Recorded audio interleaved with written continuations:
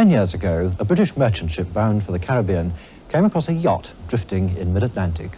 She was sailing serenely under a single sail, with not a soul on board. It was the beginning of what Sir Francis Chichester described as the sea drama of the century. The yacht was the Teignmouth Electron, and she was being sailed in the Sunday Times single-handed round-the-world race by Donald Crowhurst. He was a Somerset businessman and saw the race as a challenge, as a means of publicising the electronics direction finders he was making for yachtsmen, and as a chance to win £5,000 for the fastest voyage. But in the end, what Donald Crowhurst did was something quite different. He drew attention to the pressures a lone sailor has to endure, and more than that even, led to extensive research into a situation which might face any one of us, the disastrous effect that isolation can have on land, in the air, or at sea. Since then, there have been many more single-handed races and other sailors have been lost, but this is the story of what happened, and more importantly why, to a man alone on the sea, Donald Crowhurst and the Teignmouth Electron. It was a multi-hull based on a standard trimaran design, but it did have a number of modifications, many of them Crowhurst's own ideas. It was built on the east coast, and right from the beginning, getting ready for the start was a race against time. With almost daily design changes, the boat was only ready for launching a bare 5 weeks before the deadline set for the start, and there was still much to be done. The passage round from Norfolk to Devon should have taken only about 3 days, but it took 2 weeks for the trimaran to arrive at Teignmouth. Crowhurst's press agent, who also happened to be publicity officer for Teignmouth Council, had persuaded him to set out from there, and also to call his boat Teignmouth Electron. In Teignmouth, the work went on, together with the mammoth task of loading enough stores for up to a year at sea. In the confusion, many items were put aboard and then taken ashore again, including the Christmas presents for Crowhurst from his 4 young children. Essential spare parts were also taken off the boat because they were mistaken for rubbish, but included in the equipment stowed below were a film camera and a tape recorder, supplied by the BBC, with which to make a record of his voyage. Eventually, time ran out. Teignmouth Electron had to sail or be disqualified, or Crowhurst could just decide to abandon the project altogether, but by then there was too much at stake. With farewell waves from the family, he began his voyage in, as he recorded later, a far from happy state. Matter of record, I started on Thursday, 31st, the last permissible day according to the race regulations. And I started in a flat spin. I have never put to sea in such a completely unprepared state in my life. The cabin was littered with stores. I spent the first night on the cabin floor, sleeping on a wetsuit because the bunk was chock-a-block with provisions. I made a false start because the lashings of the buoyancy bag had also included part of the jib halyards. This meant, in fact, that I'd started without even hoisting the sails that I intended to use on a voyage of this sort. This is very close to foolishness. But as he headed south, the mood of depression lifted. He became more accustomed to talking to his tape recorder, and besides describing the day-to-day events aboard Teignmouth Electron, he was able to philosophise about sailing alone. The thing about single-handing is it puts a great deal of pressure on the man. It explores his weaknesses with a penetration that very few other occupations can manage. If he's lazy, he'll be twice as lazy when he's on his own.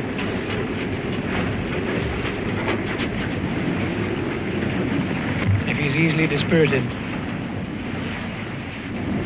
it'll knock the stuffing out of him in no time at all.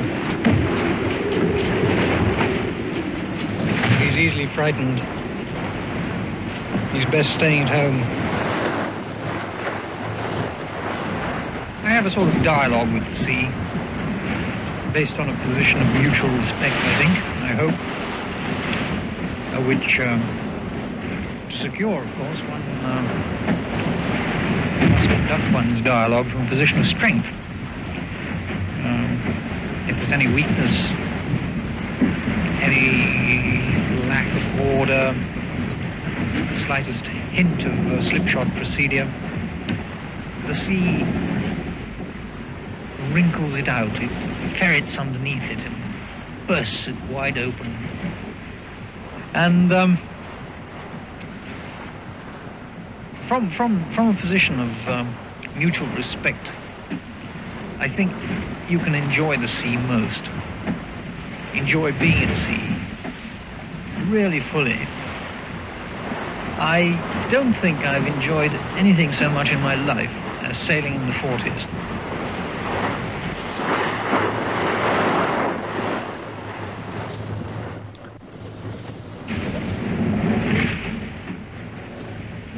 It was Chichester who said that I think anyone who sails a yacht in the 40s is a fool. I can't say I entirely agree with the point of view. I think that if you go to sea at all, you must be prepared to face these sort of conditions. If you're not, then I don't think your attempt is very well considered. I mean, I don't think your boat, either your boat isn't sufficiently seaworthy or you're not competent, because the 40s are nothing more but nothing more than a prolonged gale, and gales are something you're liable to meet in any sea, in any part of the world. The 40s are the belt of ocean in the southern hemisphere which all the competitors in the race would have to pass through. Of the 9 starters, 5 had by now dropped out because of injury or storm damage, leaving Crowhurst and 3 others, Robin Knox-Johnston, Nigel Tetley and the Frenchman Bernard Moitessier. Their progress was being charted for the Sunday Times by Captain Craig Rich, who was then a lecturer at the London School of Navigation in London. Well, we know that Crowhurst left Teignmouth on October the 31st, and for the first 5 weeks it was, in fact, made very slow progress, about 60 or 70 miles a day, until he got down to the Cape Verde Islands, and then he claimed a quite phenomenal world record of 243 miles in one day for a single-handed sailor. Well, from that position, we could have expected him to follow the Clipper Way, the route followed, in fact, by Chichester, Knox-Johnston and Alec Rose, down south into the Atlantic Ocean here, avoiding those adverse currents up the coast of Africa, around the Cape of Good Hope, and so on into the roaring 40s, heading as far south as possible to cut down distance, but not too far south to get into the ice down there. Anyway, right across south of Australia, New Zealand, and eventually coming down here, getting down to latitude 60 degrees south, down around Cape Horn, and then sweeping out into the Atlantic Ocean, avoiding these currents flowing down there, up back to the equator, and a wide sweep into the Atlantic, and back home there. Now, what in actual fact did he do, as far as the information we received by radio from him, was that he did, in fact, leave the Cape Verde Islands, followed this route down here until he got to a place 100 miles south of, in fact, Gough Island, just west of the Cape of Good Hope. That was his last radio message as he went through the roaring 40s for 88 days, when we suddenly have him here coming down towards Cape Horn.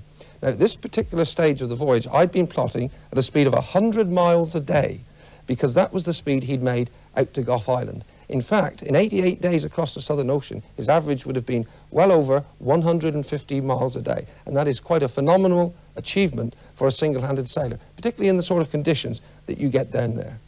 Anyway, as I say, he reached Cape Horn, and so his radio messages indicated he was in the South Atlantic on the homeward run, and judging by the tape recordings made at the time, he was pretty optimistic.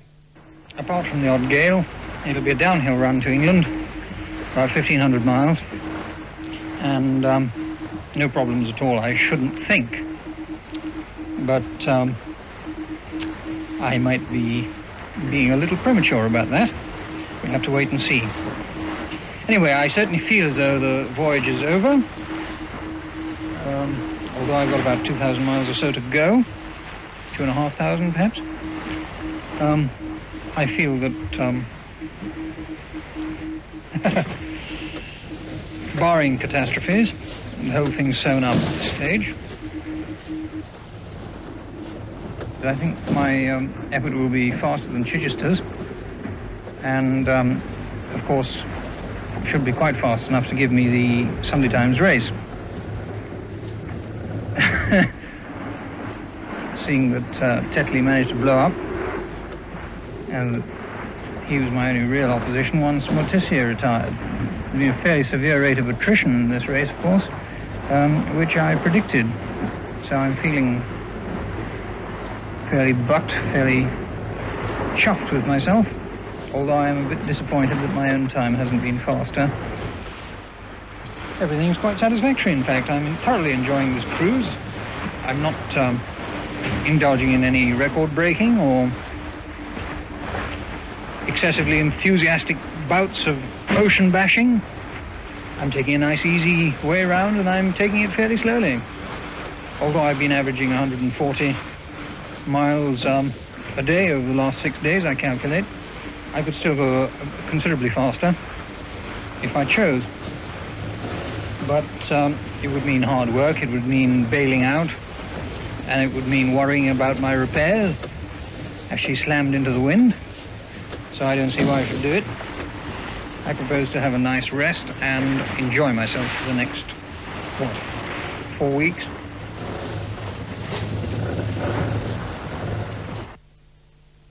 On the 10th of July 1969, the motor vessel Picardy found Teignmouth Electron under mizzen sail only.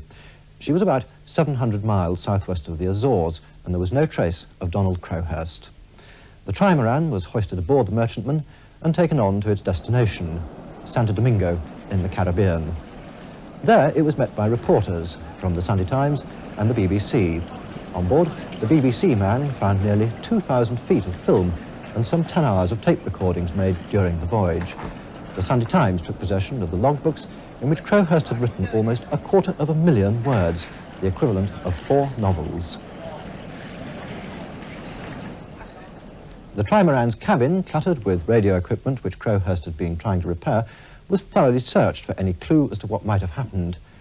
Doubts had already been raised because of the big gaps in the tape recordings. There was no mention, for instance, of crossing the Indian and Pacific Oceans or of rounding the Horn. Then, on July the 27th, the Sunday Times revealed what they'd learnt from the logs, that Donald Crowhurst had never left the Atlantic. Realising that Teignmouth Electron wasn't fit to go around the world, and weighing up the financial and other consequences of abandoning the race, he took the only other course open to him. He cheated. The tortured writings in his logbooks reveal how the mental pressures of carrying through the deception had gradually built up, until at last Crowhurst realised he couldn't go through with it any further. Somehow, it seems, he must have gone over the side into the sea. Nobody will ever know quite how. The other fascinating question, while he was perpetuating that deception, is how did he spend all those lost months in the Atlantic?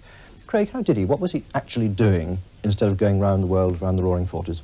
Well, after claiming the 243-mile record for a day, instead of heading down here as he reported by radio, he in fact went westerly here towards the coast of Brazil, in fact getting very close there in Recife, then back out into the Atlantic away from the shipping lanes, south down into the Atlantic, and eventually heading in here to a little place at the mouth of the River Plate, Rio Salado, just downriver from Buenos Aires. He was in there for 2 days, having the boat actually repaired. He was ashore there at that time. And then he put to sea again, meandering around down here, which is pretty infrequent that you'd see any vessels down there at that time of the year, so no chance of being seen, down to the Falkland Islands, back out into the Atlantic, and then heading up and rejoining the route that he said he was on by radio, coming as if he'd come round the Horn. Anyway, back up through the Atlantic, and at this stage, he heard that, in fact, Tetley had sunk up here, and that was a very significant point. That stage, it was touch and go between him and Tetley as to who would win the £5,000 for the fastest voyage. Anyway, back up through the Atlantic, across the equator, and then the wide sweep back here until we came to this point, where, in fact, he disappeared and the boat was found. Knowing he was going to win? Yes. Now, presumably what he had to do was to reconstruct all the information for his logbooks, for his charts and so on, for this as it turned out, fictitious voyage round the world. How would he actually have done that? I mean, you as a navigator, do you find that an even remotely feasible feat? Not really, because I've taught navigation in my time, and it's very difficult, you know, to start with a position and work backwards to the altitude of the sun and the various different figures that you've got to do. So to do this for several months, extremely difficult. At the same time, of course, having to get the radio message from various different parts of the world, Australia, New Zealand, to tie the weather in with the actual positions that he's got. So I would have found it an extremely difficult thing to do. How nearly did he succeed? Well, not very nearly at all, but there's two answers to it. If, in fact, Tetley had got in first, the chances are his logbooks may not have been looked at. But once Tetley sank, that was it. His logbooks would definitely have been perused, probably by me, and we would have rumbled it then straight away. In fact, when I was shown the logbooks by Harold Evans, the editor of the Sunday Times, it took me 2 or 3 minutes to decide that he hadn't gone round. I thought he hadn't gone round. After about 20 minutes, I was absolutely convinced. So not very long at all. How could you tell so quickly that it was all a fraud? Well, when one looks through the logbooks, you could see straight away the mention that he put ashore in Rio Salado. We'd had no news of that. Plus the fact there were no easterly longitudes at all in his logbooks. And if you'd gone around the world, you must have gone into an easterly longitude. Right. The tape recordings, unlike the logbooks, didn't reveal the terrible dilemma that Crowhurst faced. But towards the end, he did become much more introspective, as though he himself sensed that the voyage could end in only one way. There are close similarities between sailing a small boat and living. You start off unprepared, with a long journey ahead of you that you think will never end. And you go through a series of triumphs and disasters. And suddenly you realize that you're coming very close to the end. The interminable ages that seem to stretch before you at the start gallop by in the middle portion of the voyage, and you suddenly realize that it's finished. What's done is done. The mistakes you've made stand forever, and the success you've enjoyed also stands forever. So much for the cornball cliches. But I'll say this. There is really an awful lot that runs parallel between sailing a small boat for a long time and the more general voyage from birth to the grave. Crowhurst's widow, Claire, was left with 4 young children to bring up.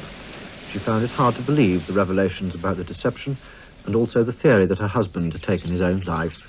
Claire Crowhurst, with her children, now grown up or in their teens, still lives in the family home in Bridgewater, and it was there that Peter Crampton asked her how she felt now about those theories.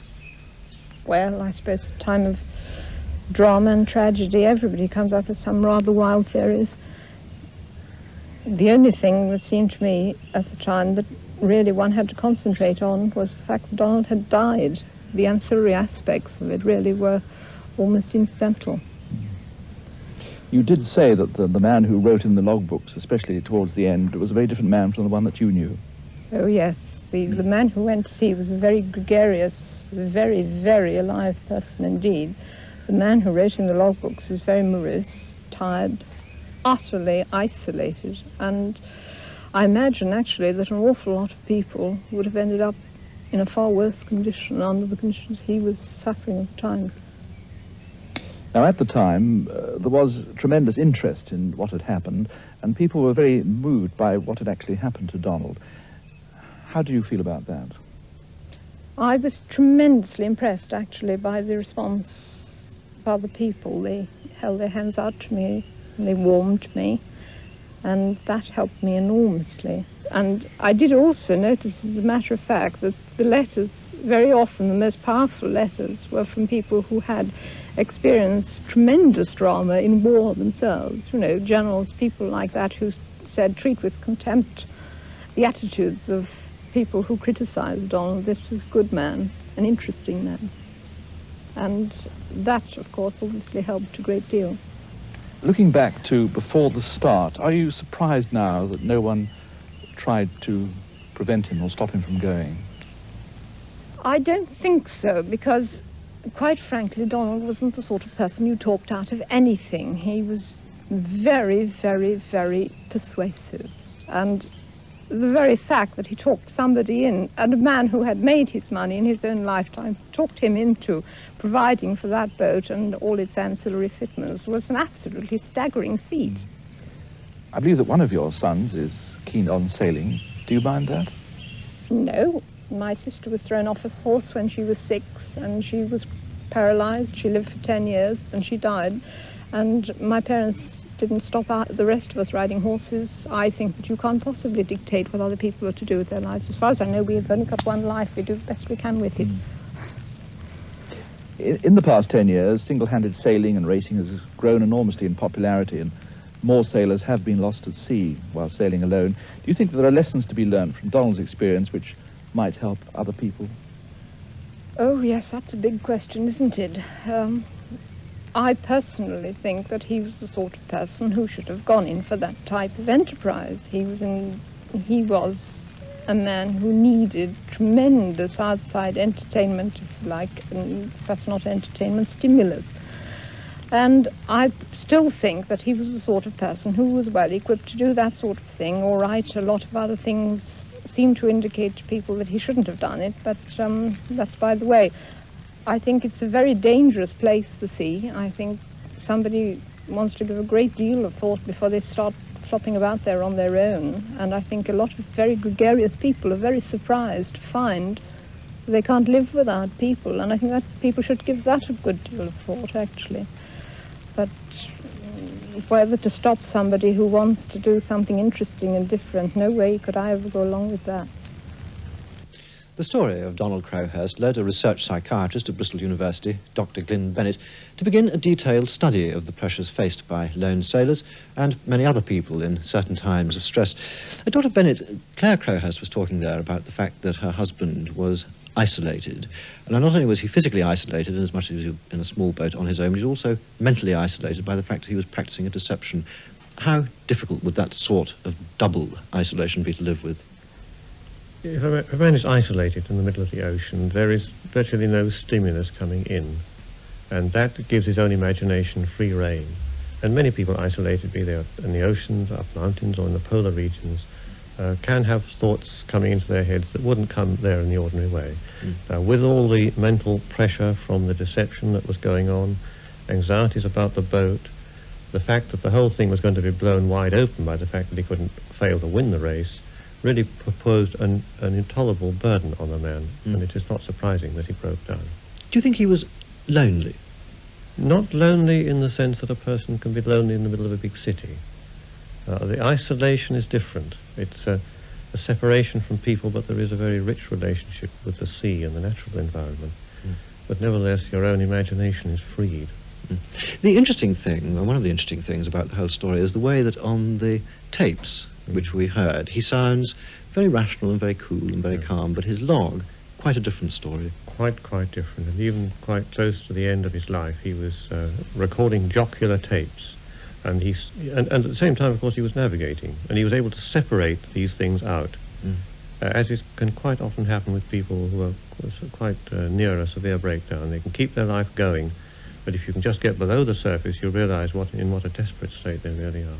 How far do you think, very briefly, how far do you think the physical environment, the state of the sea, calm or storm, would have affected him? In his case, the calms were a bad thing because they didn't hold his attention to the boat. I want to play you a very remarkable tape, really, of David Blagden, who was also a single-handed sailor in great extremis when he was in the Gulf Stream in a very small boat in really appalling conditions. Before we hear it, I'd like to ask you very briefly why you think he actually made a tape recording when he really was at the end of his tether. This is painfully a painful matter to me because David was a good friend of mine, and he was tragically drowned in a sailing accident last September, and he told me about this trip. And he was a big man in a very small boat, desperately uncomfortable, feeling that he had wrecked his chances by going too far south, and that he was going to be carried the wrong way by the Gulf Stream. And at the end of his tether, he just switched on the tape recorder and poured his heart out into it. And As he might have done to a friend? Or As he might indeed have done to a friend, yes. Let's hear this tape. It really is a remarkable tape of David Blagden really at the very end of his tether. Oh, God almighty, I'm learning the hard way, but I don't learn. Don't creep north, don't creep north. Oh, it's been absolute hell. And I just don't understand how I could be so stupid. Oh, Christ. I knew I had to go south and have the Gulf Stream with me. I knew it, and I said it, and I said it, and I said it. Oh, God. David Pyle spends a lot of time at sea as a yacht delivery skipper, but he's also taken part in single-handed transatlantic races. David, have you ever reached that absolute nadir of existence? Yes, pretty well. It was on the 76 single-handed transatlantic. About two-thirds of the way across, I was becalmed for about 8 days, and during that 8-day period, that brought back memories. I really almost got to the same state, and slamming on top of the coach roof and cursing why I was stuck in this position, why me and why not someone else, but in fact quite a few others were in the same situation. How did you cope with it? Well, I found the best way was to try and occupy your mind some other way. I used to go down and clean the boat right through, or concoct some fantastic meal for myself, read, put some tape music on, and even one night I had a real hoolie of a party on my own. Dr. Bennett, is this isolation peculiar to lone sailors, or does it happen to other people, mountaineers, train drivers, pilots? It certainly happens on mountaineers, yes. And in the recent successful Everest expedition, Dougal Haston and Doug Scott described some very peculiar experiences, and certainly people do in the polar regions. People in charge of supertankers, I think, can become almost isolated from their surroundings. And it is a problem, I think, maybe with train drivers and with airline pilots too. Although, of course, they are surrounded with technology and other people.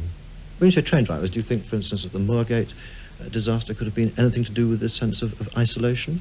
I don't think that was isolation, except, of course, the man was alone in the cab. I think that was an example of a man under some stress of which we know nothing about, making an error possibly, and then instead of correcting the error, compounding it and getting worse and worse until he crashed the train. I mean, this, I must say, is a personal view, but it's in line with a great deal of psychological research about behaviour under stress. I mean, do ordinary people who don't find themselves in these isolated circumstances, I mean, are they likely to suffer from what one might call the isolation factor in stress? People do, yes. If people are in the grip of personal problems in ordinary life, they can become isolated. Friends drop away from them. There's nobody with whom they can really communicate. And then yet another stress appears, and they're trying to grapple with 3 or 4 problems all at once. It soon becomes too much. And that's why Donald Crowhurst's story and the experiences of other people in extreme environments are very illuminating, because they exactly conform with what I see as a psychiatrist in ordinary people in ordinary lives. Gentlemen, thank you very much. Thank you. The Roman philosopher Marcus Aurelius once said that no man has put upon him a burden greater than he's equipped to bear. It's not always true. The sea can be a very lonely place, but so can the sky, or a mountaintop, or even the driving cab of a train. They can test us to the very limits of endurance of both body and mind, and sometimes beyond. And yet the truth is that there are some who can't accept their limitations until they are fully extended. Perhaps it was best described by the writer Hilaire Belloc, a yachtsman who kept his own company at sea, with these words. There, sailing the sea, we play every part of life: control, direction, effort, fate. And there can we test ourselves and know our state.